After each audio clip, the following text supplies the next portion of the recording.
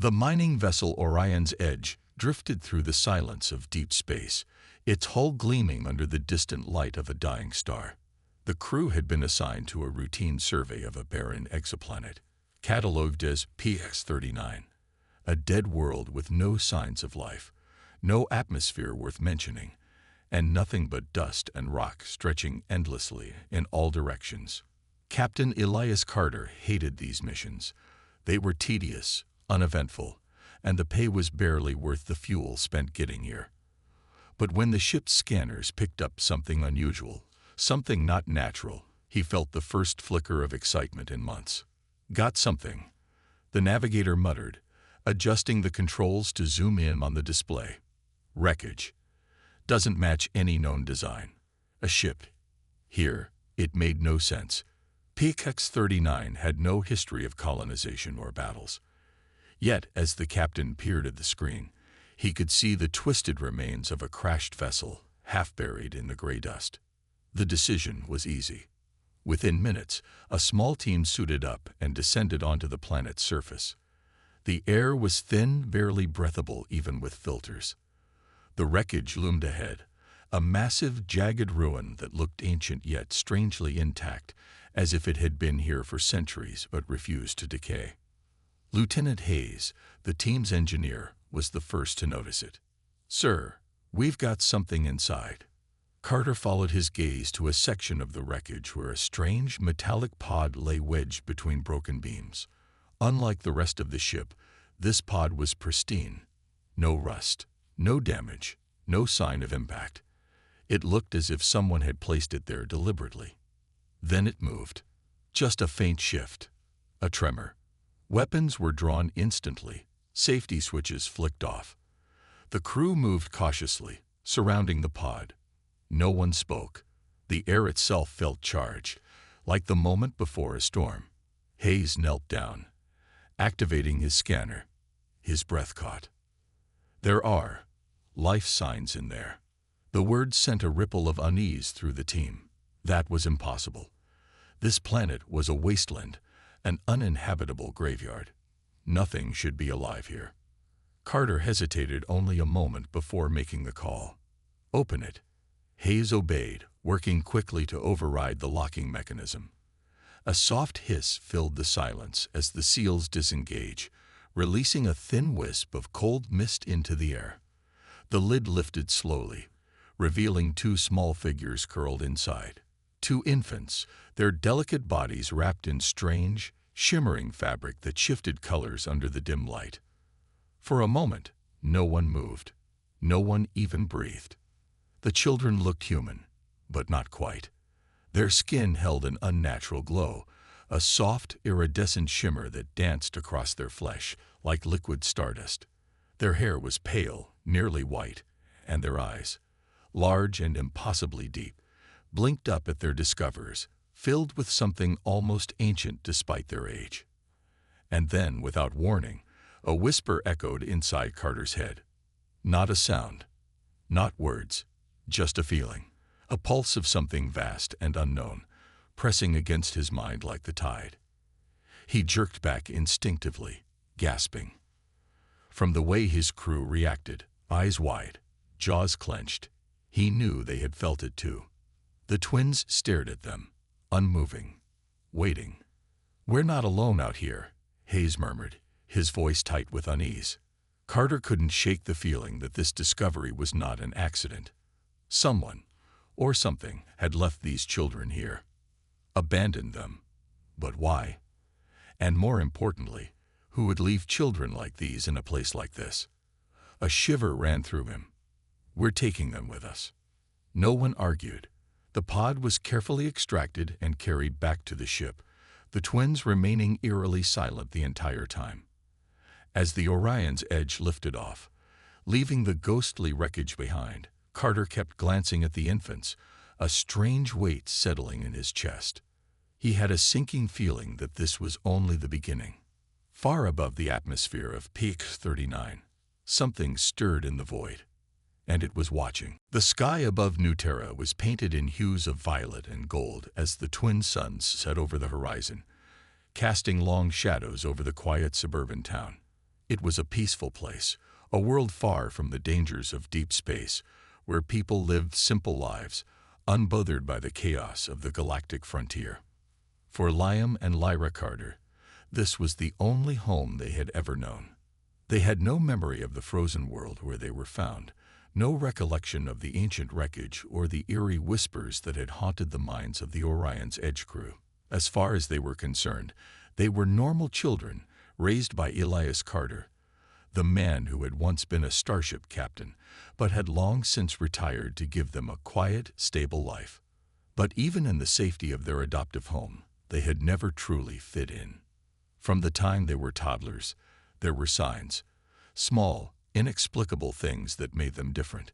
Their wounds healed faster than normal. They almost never got sick. When they touched objects, sometimes they would feel the faintest hum of energy vibrating through their fingertips.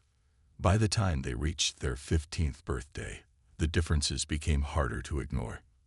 Liam had always been the more reserved of the two, thoughtful, quiet, always observing before acting. But recently, he had started hearing things. Not voices, not exactly. More like distant echoes in a language he didn't recognize, whispers in the back of his mind that grew stronger when he was alone.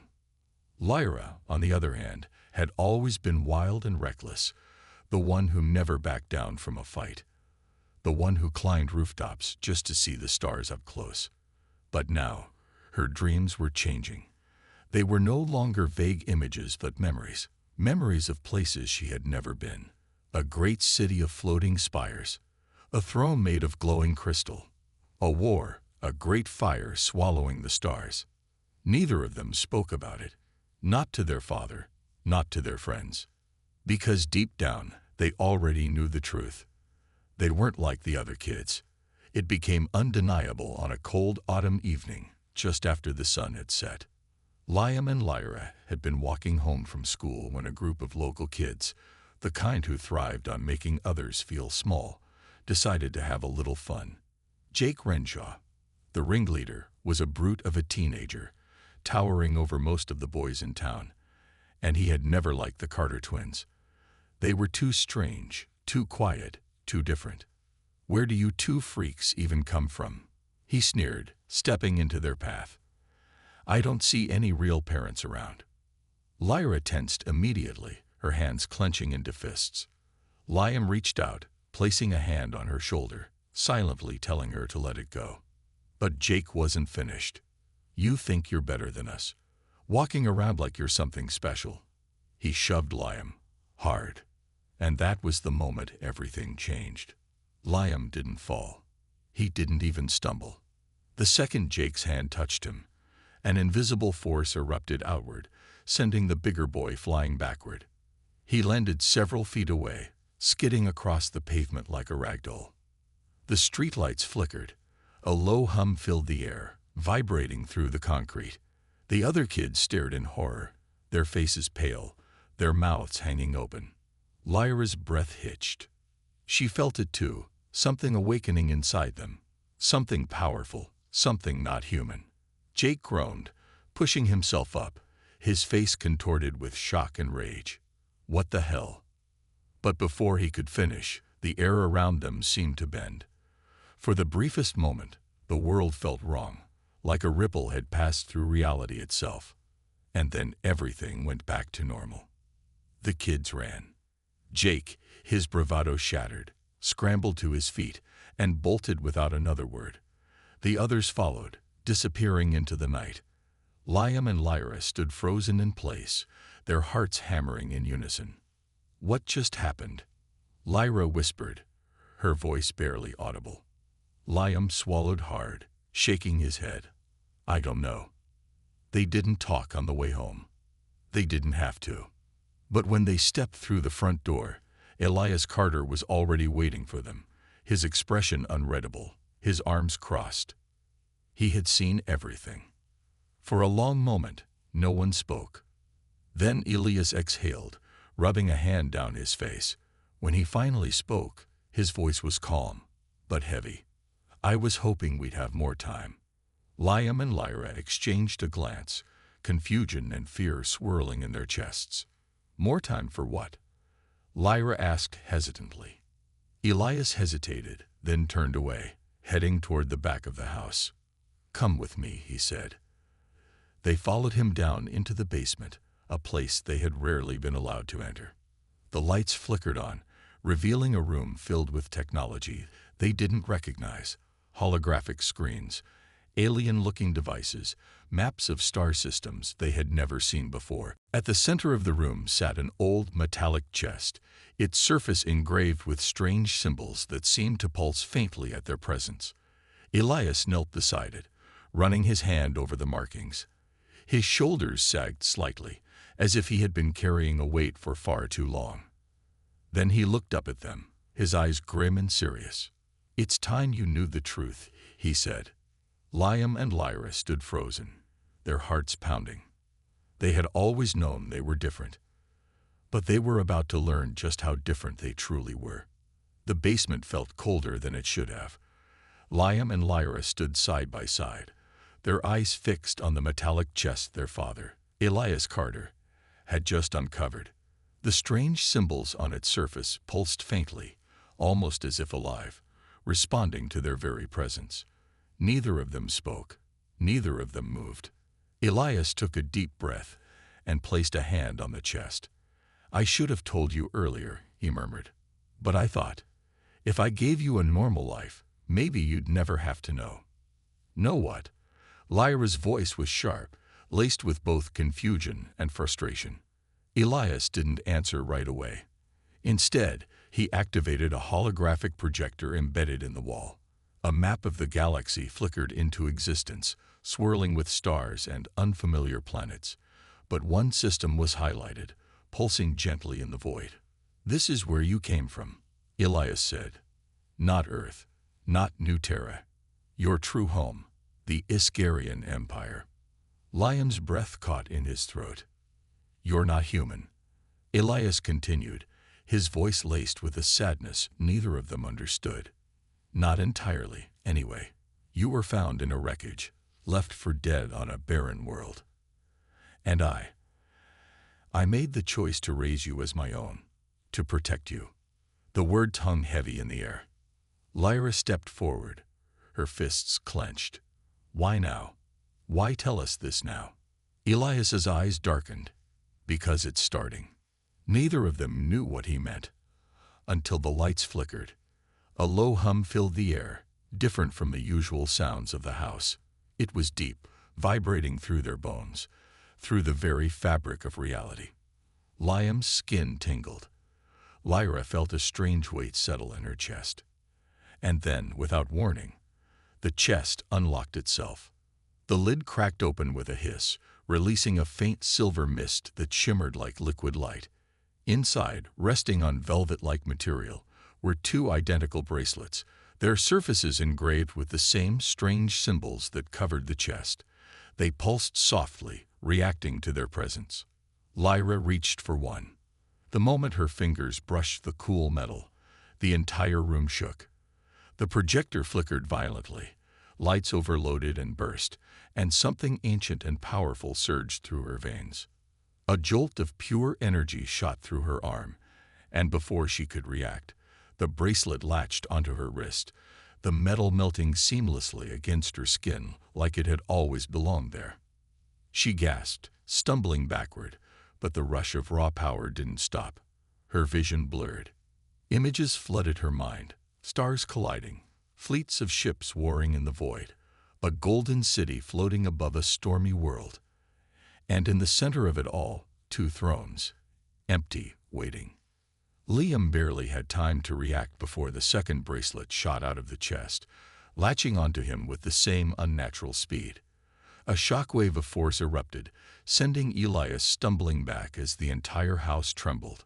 Liam collapsed to his knees, gripping his head as an alien language whispered in his mind, growing louder, stronger, demanding his attention. It wasn't painful, but it was overwhelming. A voice that had been silent for years suddenly waking up. "The lost Heirs awaken." The words weren't spoken aloud, yet they resonated in his skull. He could feel Lyra gasping beside him, clutching her wrist where the bracelet was now seamlessly fused to her skin, glowing faintly beneath the surface. Elias stared at them, his face unreadable. "I was afraid of this," he muttered. Liam forced himself to stand, his breath ragged. What just happened?" Elias hesitated, then finally said, "Your true powers just woke up." The words made Liam's stomach twist. He had felt it, something deep inside him unlocking, something waiting all these years. And from the way Lyra was looking at her own hands, he knew she felt it too. But before they could say anything else, a loud crash sounded from upstairs. Elias went rigid. He knew that sound. They had been found. Without another word, he moved to the control panel near the wall and pressed a hidden switch. The basement sealed itself off, metal plating sliding into place over the door. Lyra's heart pounded. "Dad, what's going on?" Elias's face was grim. "They've come for you." Liam's blood ran cold. As if answering his question, a deep mechanical voice echoed through the house. "Surrender the Iskarian Heirs, or be terminated." Liam and Lyra exchanged a panicked look. Elias reached into the chest, pulling out something small, a key-like device, and pressed it into Liam's palm. His grip was firm, almost desperate. "Listen to me," he said, urgency clear in his voice. "You need to run. Right now." Lyra shook her head. "We're not leaving you." Elias's jaw clenched. "You have to. They won't stop until they have you, and if you stay, we're all dead. There's a ship beneath the old scrapyard. You can activate it with this key." Another crash. The sound of footsteps, heavy, metallic, inhuman. Elias turned to a console and activated a hidden passage that led deeper underground. The path sloped downward, disappearing into darkness. "That tunnel will take you out of the house undetected," he said. "Go. Now." Liam hesitated, torn between obeying and fighting. The power surging through his body felt limitless, like he could tear through anything in his way. But Elias grabbed his arm, shaking his head. "You're not ready." The words stung, but Liam knew he was right. Lyra was already moving, gripping Liam's wrist and pulling him toward the tunnel. "We'll come back for you," she promised.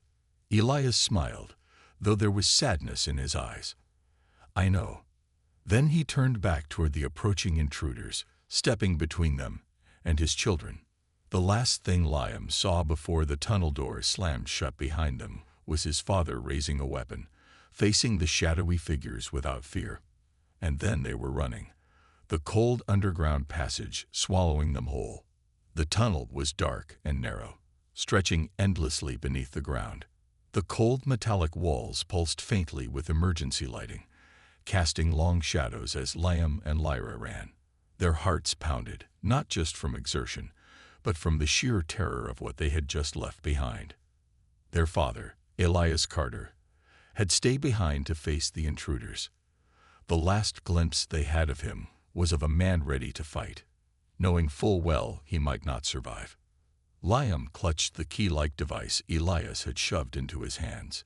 It was small and metallic, cool against his palm, engraved with the same mysterious symbols that covered their bracelets. It felt important. Lyra didn't slow down.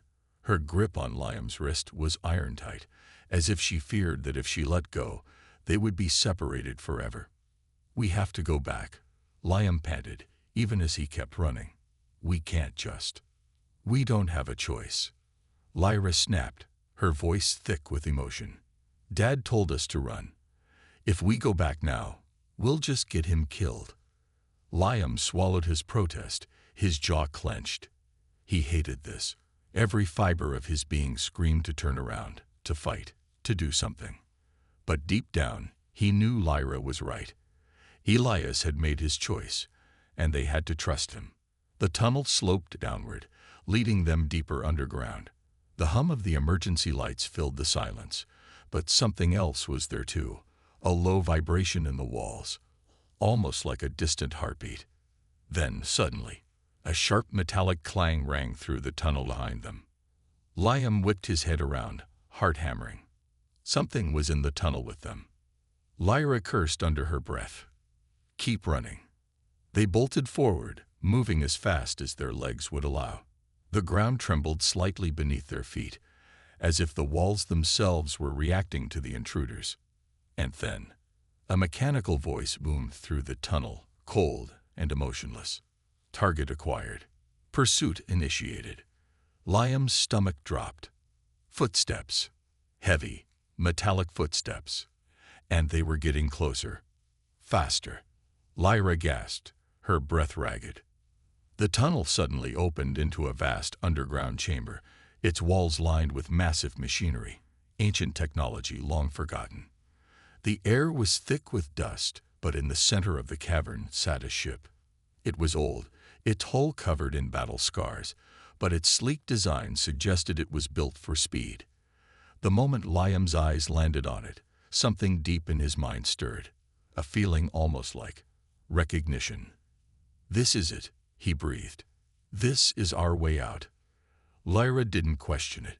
She sprinted toward the ship's ramp, which was half buried under debris.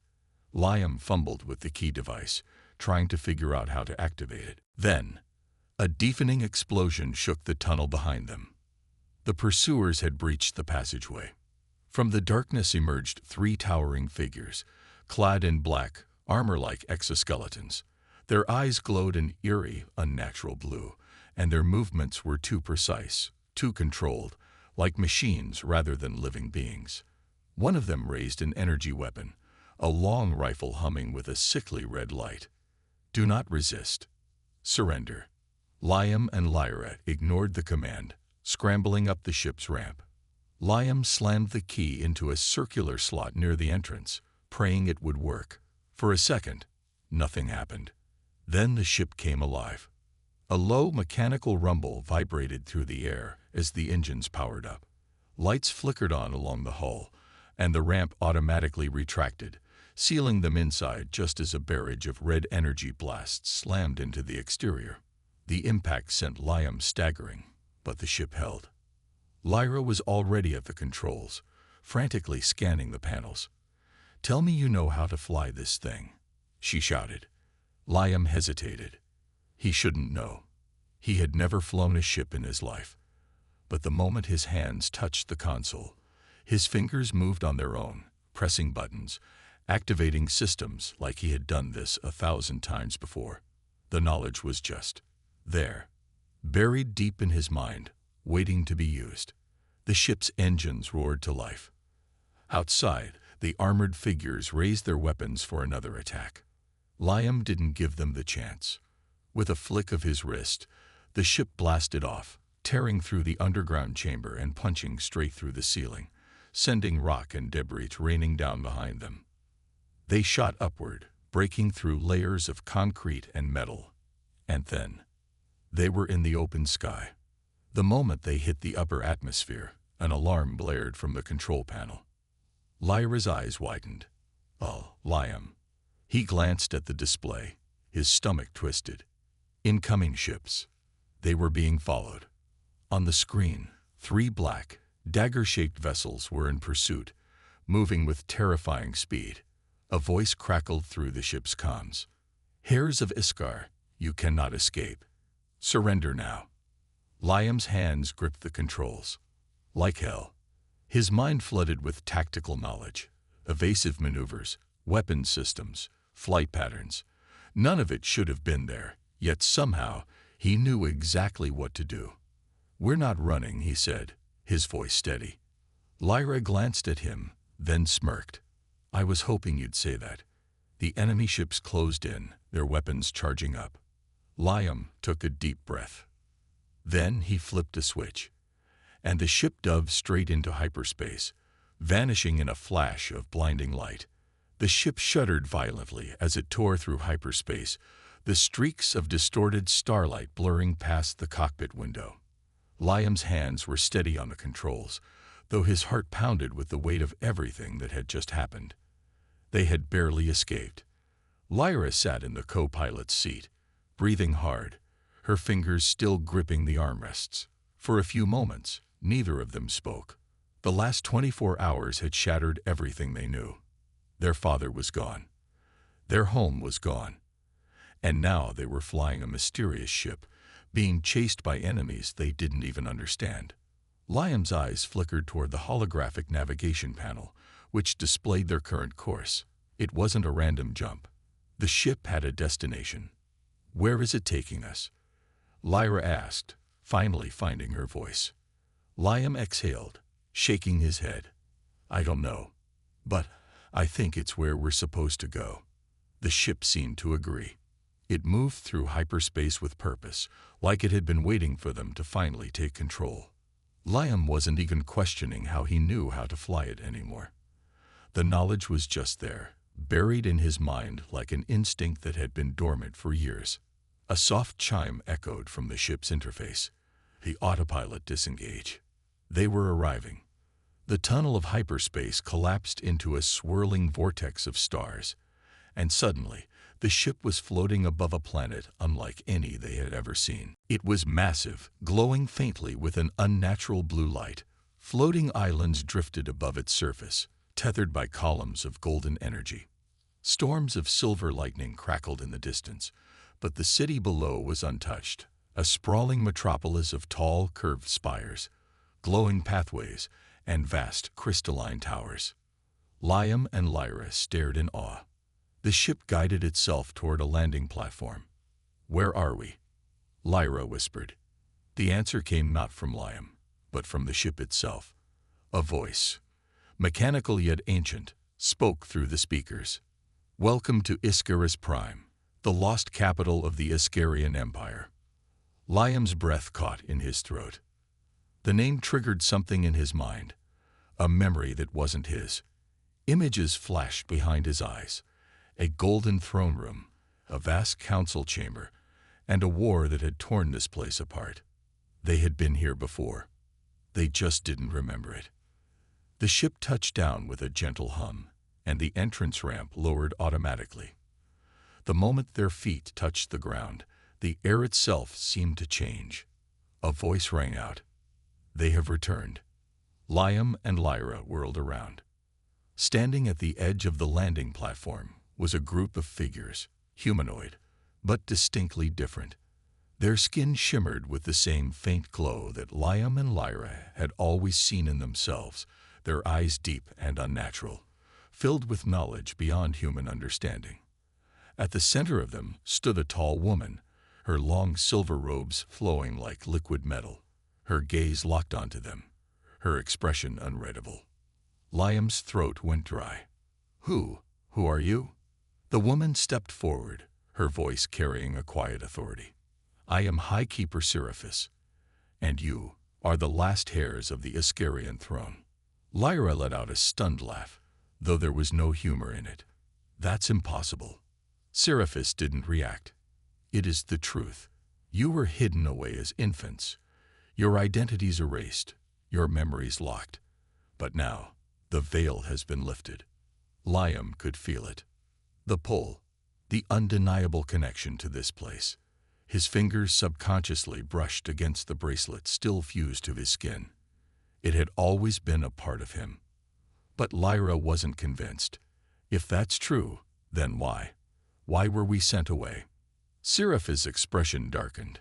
"Because your parents were betrayed." The words hit like a shockwave. Lyra's breath caught. "Our parents." Liam had never dared to ask. He had always assumed they had been abandoned, left for dead on that barren world. But the way Seraphis spoke, they hadn't been abandoned. They had been hidden. Seraphis gestured, and a holographic projection flickered to life before them. It displayed a grand throne room, two figures standing side by side. A man and a woman, regal, powerful, yet warm. Liam felt his heart skip a beat. He recognized them. Memories that had been buried surfaced all at once, not just images, but feelings.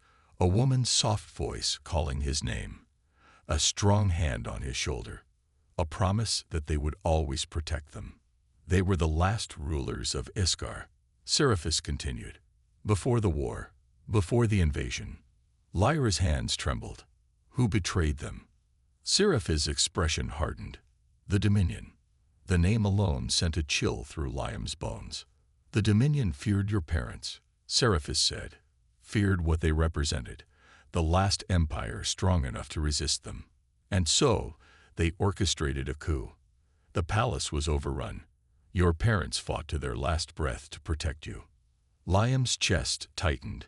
He could almost hear it now, the distant echoes of battle. The screams, the sound of a war that had cost them everything. Lyra swallowed hard.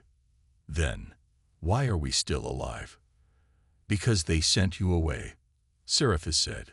A small group of loyalists smuggled you out, erasing every trace of your existence. Even we believed you had perished, until your powers awakened. Liam's mind raced. Everything made sense now. The strange abilities, the dreams, the knowledge that wasn't theirs, but had always been there. It had never been random. It had been who they were all along. Seraphis took a step forward, her gaze piercing. The Dominion has been hunting you ever since, and now that you have been found, they will stop at nothing to finish what they started. Lyra exhaled sharply. So what do we do? Seraphis' lips curled into a knowing smile. You take back your throne. Liam and Lyra exchanged a glance. The weight of the galaxy now rested on their shoulders, and the war that had begun years ago was about to begin again. Liam stood at the edge of the grand balcony, looking down at the sprawling city of Iskaris Prime. The golden towers gleamed beneath the artificial sun, their surfaces reflecting light like polished crystal. Airships moved in quiet formation above the floating spires, their sleek, curved designs whispering of a civilization far more advanced than anything he had ever known. This was supposed to be his and Lyra's. Yet, it didn't feel real.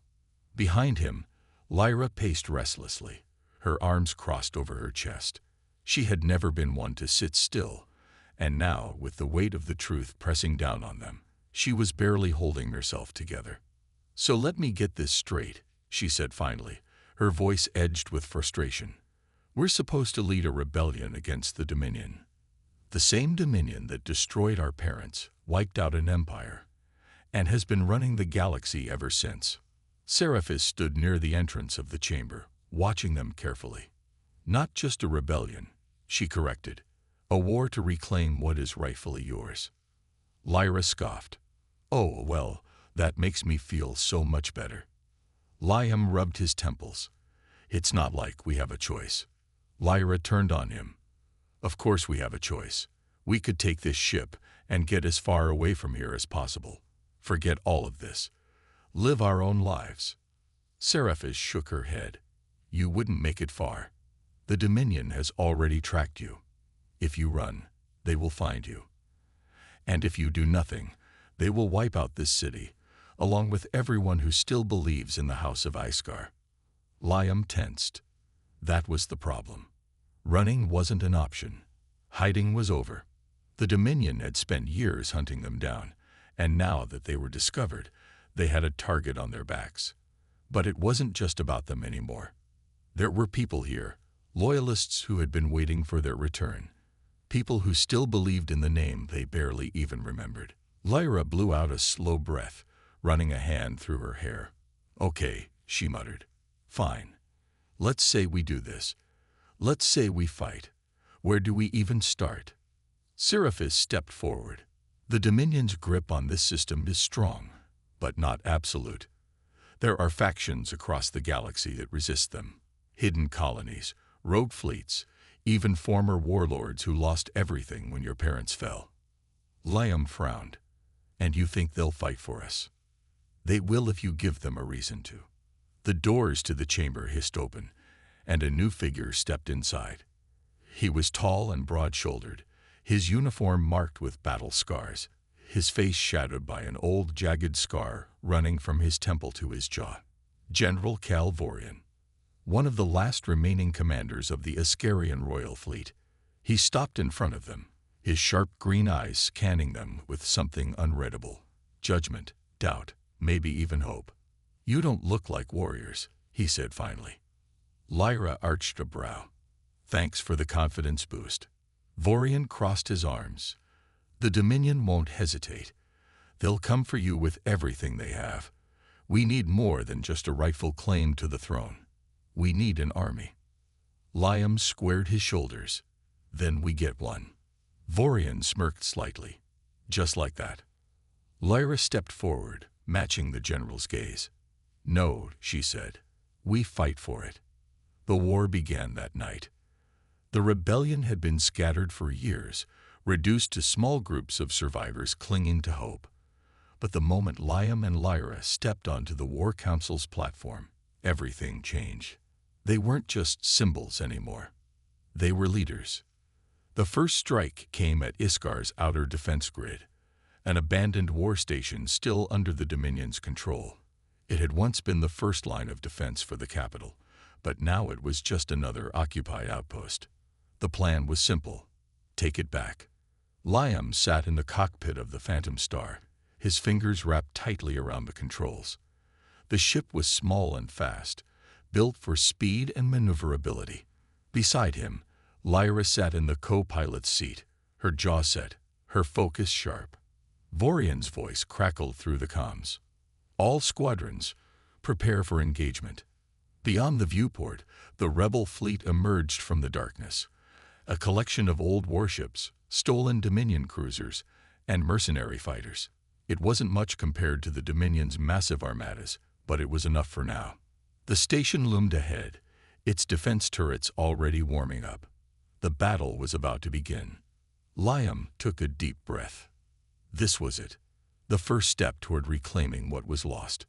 Lyra glanced at him, her eyes gleaming. Ready? Liam grinned. Let's show them who we are. And with that, the rebellion charged forward, fire lighting up the void. The battle above Iskaris Prime had raged for hours, turning the once pristine skies into a storm of fire and destruction. Explosions bloomed across the void like dying stars as rebel ships clashed with the Dominion's relentless war fleet. From the cockpit of the Phantom Star, Lyra Carter weaved through the chaos, dodging laser fire as Lyra called out enemy positions. The Dominion had thrown everything they had into this fight, desperate to crush the rebellion before it could rise. The odds were against them, but this wasn't just a battle. It was the last stand. A transmission crackled through the comms. General Vorian's voice, rough and urgent. The enemy flagship is holding formation above the palace. Their leader is there. If we take him out, the fleet will crumble. Liam's hands tightened around the controls. We're on it. Lyra glanced at him. Are we actually doing this? Liam met her gaze, feeling something deep within him ignite. For the first time, the doubt was gone. We were born to do this. Lyra smirked. That's all I needed to hear. She engaged the ship's thrusters, and they shot toward the massive Dominion dreadnought, a colossal behemoth of dark metal and pulsating red energy. Its defenses were nearly impenetrable, a fortress in the sky. But Liam felt something, a pull in his chest, like the ship itself was guiding them. His fingers moved over the controls instinctively, the knowledge buried in his blood awakening. As they approached, the dreadnought's cannons opened fire, filling the space around them with scorching plasma rounds. Lyra's reflexes were sharp, her hands flying across the interface, diverting power to the shields. We won't last long in this crossfire, she warned. Liam's eyes flicked across the battlefield. Then he spotted it. An opening. A section of the dreadnought's hull, exposed just for a moment when one of their cruisers took a hit. That was all he needed. I'm taking this in. Lyra's eyes widened. Wait. What? Before she could protest, Liam cut the engines and let gravity pull them toward the dreadnought, spiraling through a gap in its defense grid. The maneuver was insane. It was also the only way. The Phantom Star spun wildly as Liam activated the ship's stabilizers at the last second, skimming past the dreadnought's hull just as another blast barely missed them. Lyra let out a breathless laugh. Okay, I take it back. That was kind of awesome. Liam grinned, then refocused. We need to board.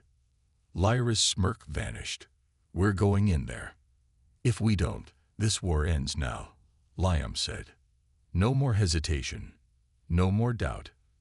They were the last heirs of Iskar, and they had to finish this. Lyra sighed. "Fine, but if we die, I'm haunting you." Lyra smirked. "Deal." The ship docked inside the enemy dreadnought, locking onto an airlock hatch. As soon as the doors hissed open, Lyra and Lyra leaped out, weapons drawn.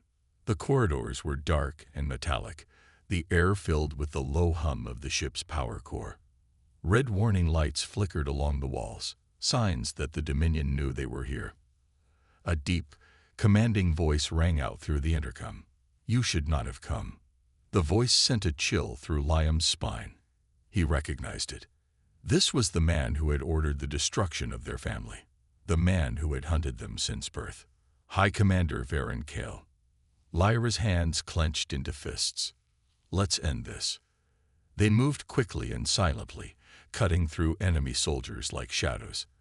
Their movements were too precise, too natural, as if something long dormant had finally awakened within them.